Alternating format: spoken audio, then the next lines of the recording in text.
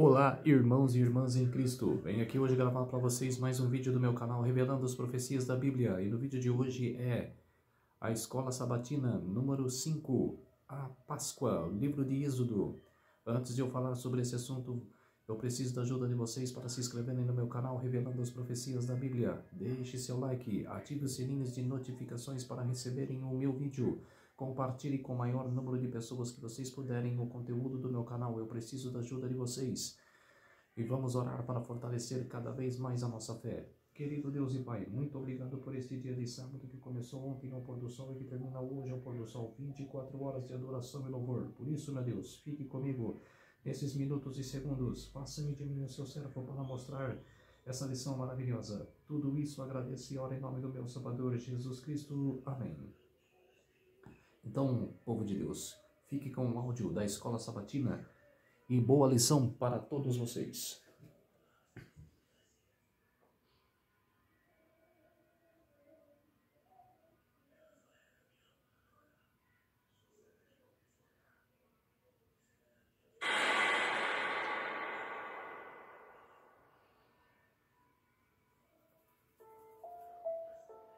Esse é o seu estudo do livro do Êxodo. E eu já peço que, se você tem gostado dos estudos, deixe o seu gostei com grande alegria ao apertar esse polegar para cima. Aproveite e se inscreva no canal e acione o sino das notificações. Esse é nosso quinto estudo e tem como título A Páscoa. Nosso estudo vai focar em Êxodo capítulo 11 e 12.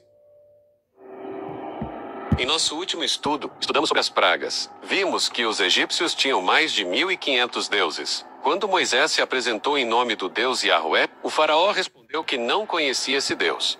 Moisés então inicia uma série de sinais e milagres que confrontavam os deuses egípcios.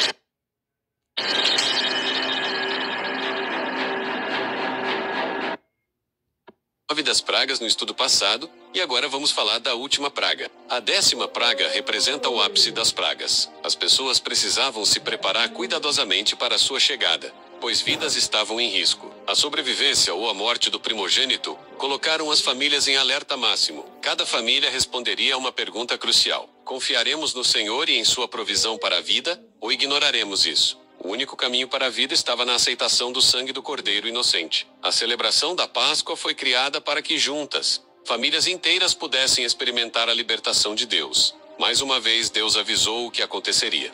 E disse o Senhor a Moisés: trarei ainda mais uma praga sobre Faraó e sobre o Egito. À meia-noite sairei no meio dos egípcios, e todo primogênito na terra do Egito morrerá, desde o primogênito de Faraó, que está assentado sobre o seu trono, até mesmo o primogênito da serva que está atrás do moinho, e todos os primogênitos dos animais. E haverá grande clamor em toda a terra do Egito, como nunca houve, nem jamais haverá. Mas contra qualquer dos filhos de Israel, nem mesmo um cão moverá sua língua, contra homem ou animal, para que saibais que o Senhor faz diferença entre os egípcios e Israel. Deus deu tempo aos egípcios, 3 dias de escuridão, para refletirem sobre os eventos recentes e compreenderem seu significado. Ele também ofereceu uma última advertência explícita, dando a eles uma derradeira chance de fazer o que era certo. No entanto, Êxodo capítulo 11, verso 8, relata que, enfurecido, Moisés se retirou da presença de Faraó. Mas por que ele ficou tão enfurecido? Provavelmente porque sabia que a tragédia da 10ª praga atingiria muitos inocentes. Tudo por causa da teimosia do faraó. A recusa obstinada do faraó em obedecer a Deus resultou em uma devastação sem precedentes para os egípcios. afetando cada família. A tragédia teve um impacto imediato, levando os egípcios a implorar aos israelitas que deixassem o Egito. O capítulo 12 trata da preparação para a saída do Egito, mas Deus ordenou um rito de adoração antes da libertação, a Páscoa. Na escuridão da noite, enquanto o Egito dormia, algo sobrenatural estava prestes a acontecer. Era a 10ª e última praga, a mais terrível de todas, a morte dos primogênitos. Mas para os filhos de Israel, aquela noite marcaria um novo começo. Deus havia dado instruções claras a Moisés e Arão. Cada família deveria escolher um cordeiro sem defeito, macho, de 1 ano. Durante 4 dias ele viveria com a família, mas no 14º dia, o animal deveria ser sacrificado. O sangue do animal sacrificado era um elemento central nessa celebração. Os participantes colocavam o sangue do cordeiro morto nos batentes das portas de suas casas. Dessa forma, demonstravam fé em Deus, crendo que ele os livraria do destino reservado àqueles que não estavam sob a proteção do sangue. E assim, quando o anjo destruidor passasse, veria o sangue e não entraria. A casa estaria protegida. A vida estaria salva. Naquela noite, também deveriam comer o cordeiro assado no fogo, com ervas amargas e pães sem fermento. Nada deveria sobrar até amanhã. Com sandálias nos pés, cajado na mão e roupas já prontas para a partida. Era uma refeição apressada. Era a Páscoa do Senhor.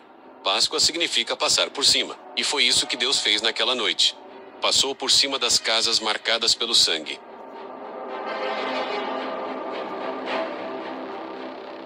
O Evangelho está ligado à celebração da Páscoa, pois ela apontava não apenas para a libertação da escravidão e a jornada à Terra Prometida, mas também para o sacrifício de Cristo pelos pecados e para seus méritos, aplicados aos que são cobertos por seu sangue. Séculos depois, fazendo referência à Páscoa, Paulo escreveu: pois também Cristo, nosso Cordeiro Pascal, foi sacrificado.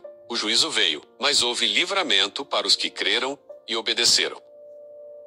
Séculos depois, outro cordeiro seria imolado, mas desta vez seria o Filho de Deus. João Batista apontaria para Jesus e diria: eis o Cordeiro de Deus, que tira o pecado do mundo.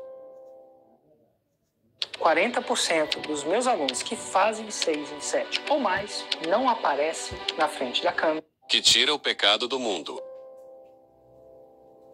A Páscoa não é apenas uma lembrança da libertação do Egito, é um símbolo vivo da salvação em Cristo. Aquela noite mudou a história de um povo, e o sacrifício do Cordeiro muda a história de todo aquele que crê. As famílias passariam a celebrar a Páscoa como juízo de salvação. Todo esse sangue tem um significado mais profundo. O sacrifício sangrento apontava para o verdadeiro Cordeiro da Páscoa, Jesus Cristo, que se sacrificaria pela humanidade, de uma vez por todas, passando a tocha. A fé que vive nas gerações. Em Israel, os pais eram os primeiros professores e deviam contar a história do Êxodo aos filhos. A história não deveria ser narrada apenas como um evento histórico distante, mas como uma experiência pessoal que fazia parte da vida de cada um, mesmo tendo ocorrido muito tempo antes. Ao celebrar a festa, os israelitas deveriam se conectar com seus antepassados, de modo que a história fosse revivida. Séculos depois, um pai poderia dizer à sua família: vivi no Egito, presenciei as pragas, vi a derrota dos deuses egípcios e fui libertado. Ao relembrar e contar aos filhos a história da Páscoa, ou qualquer evento importante da história sagrada, os pais eram ajudados a lembrar o que Deus tinha feito por eles e pelo povo. Contar essas histórias era significativo para quem falava e para quem ouvia.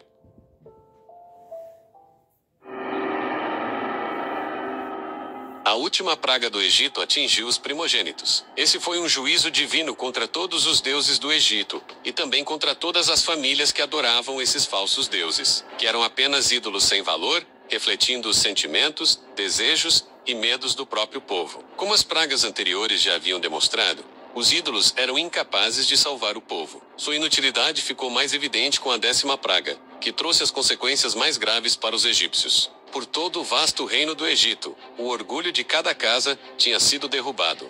Gritos e choro de lamentação enchiam o ar. O rei e seus oficiais, com rosto pálido e membros trêmulos, estavam apavorados diante do horror que dominava a todos. O faraó era visto como a personificação do poder do Egito e o Deus supremo da nação. E seu filho primogênito era considerado filho de um deus.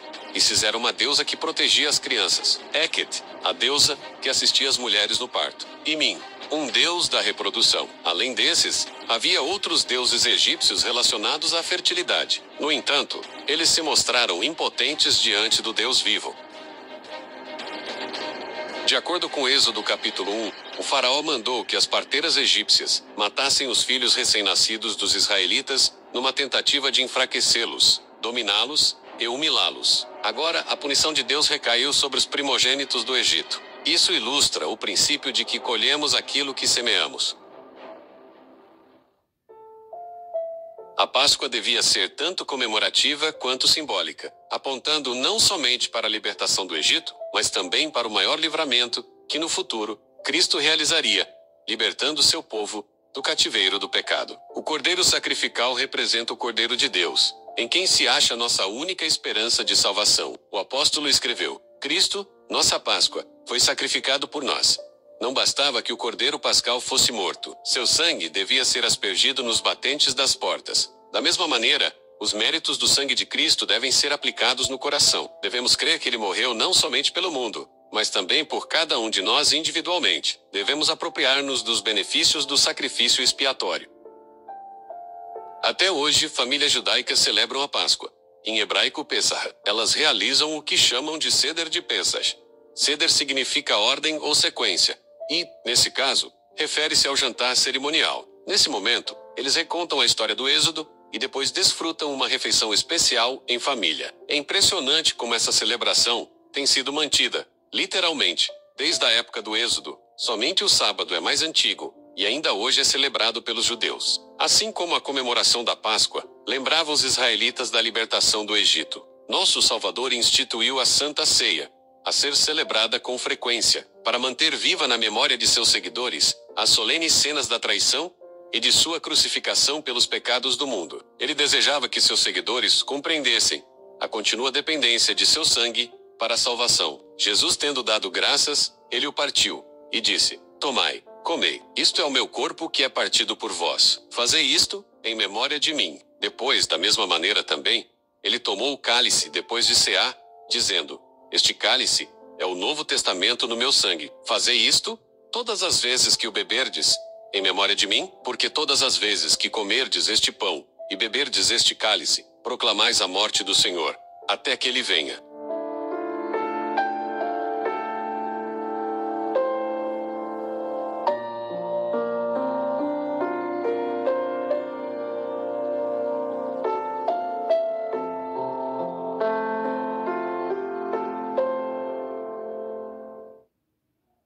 Chegamos ao final de mais um estudo, e eu espero que você tenha gostado. Por favor, me deixe saber o que você acha dos estudos do livro do Êxodo, deixe o seu comentário, curta e compartilhe o vídeo com outras pessoas. Então, povo de Deus, esse foi o vídeo da lição número 5 da Páscoa. Vamos orar para fortalecer a nossa fé. Querido Deus e Pai, muito obrigado por esses minutos e segundos que o Senhor ficou comigo, que fez de mim o seu servo para apresentar esta lição maravilhosa. Tudo isso agradeço e peço em nome do meu Salvador Jesus Cristo. Amém. Então, povo de Deus, se inscrevam no meu canal Revelando as Profecias da Bíblia, deixe seu like, ative os sininhos de notificações para receberem o meu vídeo e compartilhe com o maior número de pessoas que vocês puderem o conteúdo do meu canal. Preciso da ajuda de vocês. Um feliz sábado a todos e até o próximo vídeo. Tchau!